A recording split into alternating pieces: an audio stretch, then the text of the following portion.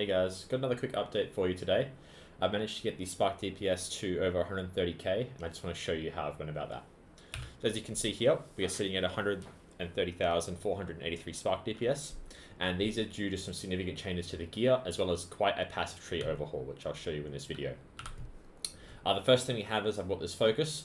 What you can worry about the focus now is when you have a think of the actual mana that's going into it, you don't have to necessarily worry about the mana number on the shield. You can kind of hit the combination of the mana number on the shield and the energy shield. So if you can get one with really high energy shield, maybe not as much mana, for a cheaper price, you might be able to find some better deals that way. So I've done that here with this one, with the 101% increased lightning damage. But the mana is quite low on it, but in countering that, I've got the energy shield, which of course is moving over to the Eldritch Battery to the mana. The next upgrade I got was the boots. I needed these to fix my res because I changed a couple of pieces. These didn't necessarily give me much damage, but you will notice they have some rarity on them as well. Next thing we have the big upgrade, which is the Ingenuity Belt. So I've got a 76% here, and what this is doing is it's taking the bonus, it's increasing the stats on my rings by 76%. So the Drain Fragments, it's going to be increasing every single stat on there, so the cold res, the mana, and the increased mana regeneration rate, so you can times that by 0.76 or 1.76, whichever way you want to look at it, and that's the numbers we're getting from that. I will eventually upgrade this to a non-corrupt version when I get the chance. Now, this slot is usually used for a breach ring, but I found quite a good prismatic ring, which I really needed for res, so this is what I've gone with. If you can get a breach ring with higher mana, and you can fix the reses and other components, I would suggest doing that as well. And again, we're looking for some rarity on these pieces too. So the other little quick update was the helmet. Again, focusing on a bit more rarity there. And this is actually lowering my DPS a little bit from the helmet I had in the last video, but I just wanted to get that 50% rarity on the helmet. So total, I have 136% rarity now, and it's really helped in terms of the drops that I'm getting from some of the end game content that I've been running. All right, so that's the gear changes. Now we're going to have a look at the passive tree because there's quite an overhaul here. So the first thing you will notice is the tree comes all the way around the side here, and that is specifically to pick up Wildstorm. So this is 15% more maximum lightning damage, which is a huge DPS increase for our build. So we just look here, 130,000. If I respec that, 15,000 DPS there, so it's quite a bit just off that one node there. Now I don't mind coming down here anyway because I can pick up another dual socket, so it's quite worth it for that one. Now, the other thing we're going to talk about is the chain.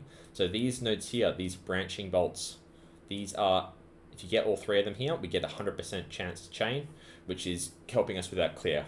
We talked about last video, dropping the fork and still being able to tolerate some of the clear speed with that because our damage was so high. But when we're moving into things like Simulacrum, which you saw at the start of the video, it's really nice to have that sort of chain. It does help a lot with clear. So this is really nice nodes to grab just over there. Now, as we've taken these nodes here, I thought it would be quite a good idea to take these attack and cast speed with lightning skilled nodes here. Now, we do have a little bit of an issue because this is obviously quite a bit of cast speed. We've also got a bit over here. So we have a 0.19 second cast time at 324 mana. Now, it's not too bad to sustain. As you can see here, I can sustain pretty well while moving, and you generally don't need to hold it down for that long.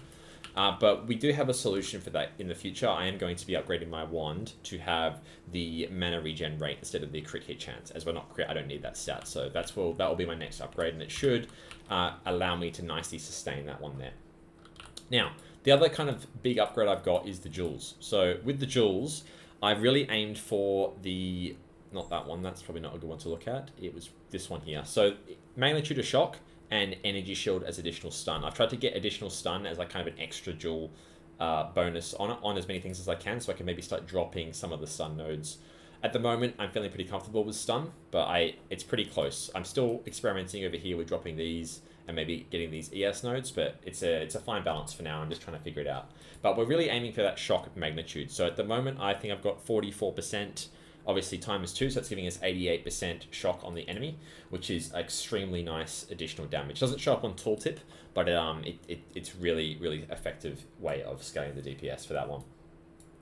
Now, the last thing I just wanted to go over again is the lightning bolt. So we're sitting at 130,000 DPS as a non-crit character.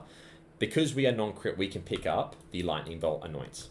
So a lot of the builds that you might be seeing might have this sort of DPS numbers, but they're crit, so they don't have this lightning rod anoint. And what this is essentially doing, from what I've heard from people that have replied to in the comments and what I've heard around, it's at least 30% more. So 30% more on top of the 130k, we're looking at around 165, 170k DPS. So that is kind of our effective DPS number with just the base tooltip. Obviously, we still have all the other buffs that we can get to, but you really got to keep that in mind. When you're looking at a non-crit version, the lightning rod is a huge DPS gain, which does not show up on the tooltip. Now, if you want to have a look at my current updated gear as I get it, and if you want to look at the tree as I upgrade it, my specific one that I have updated the max roll guide that's in the description below. And if you press the end game version in the passive tree, the skill gems and my gear, you'll see kind of what I'm doing. It's pretty much as live as I can update it, as well as the Atlas tree. I've got that in there as well. So when this video goes up, I'm also going to be streaming for about 3 or 4 hours tonight. So come say hi. I'm going to be streaming on Twitch and YouTube. But it'd be great for you guys to come in, ask any questions, and we can help me max the build even more, because I think we can push it a little bit further. It's getting there. I'm pretty sure this tree is the way I want to go about it without having to drop the Gaze Amulet and lose all my energy shields. I think this is kind of the optimal way to do it. But we'll see. We'll keep pushing things. So come say hi. And yeah, thanks for all the support, guys. Appreciate ya. See ya.